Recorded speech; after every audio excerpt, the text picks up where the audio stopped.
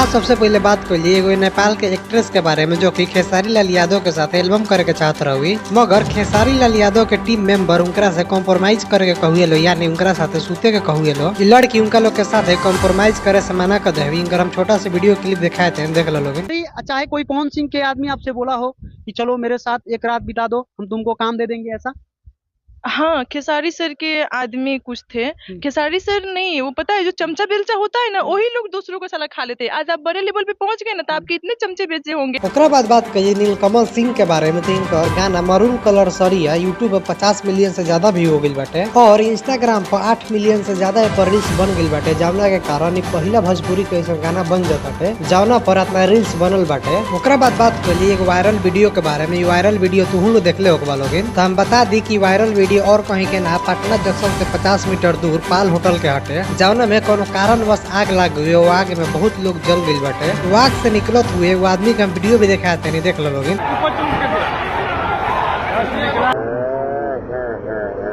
ओकरा बाद बात करिए मनी मिराज के बारे में। तो मनी मिराज के नयका वीडियो बैंड बराती 7 के फेसबुक पर 200 मिलियन से ज्यादा व्यू हो गई बाटे। इंस्टाग्राम पर वंदू द ग्रेट यानी शीला एगो पोस्ट डाल के बताओगी। ओकरा बाद बात करिए कृष्णा जैक के बारे में। तो कृष्णो जैक भी अश्लीलता पर उतर गई बा, इहो अश्लील गाना गवन, जौना के हम तो नाम नहीं ले सकत, मगर उनका गाना के हम छोटा सा क्लिप दिखाए थे, देख लो लोग।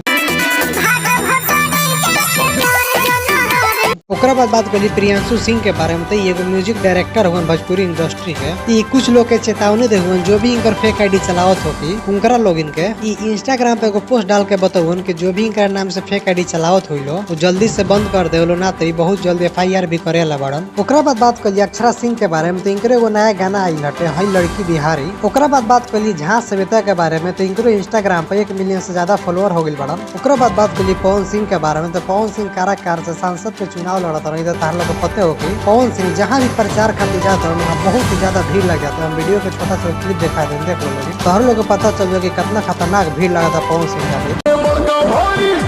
चाची दादी बात रखी है,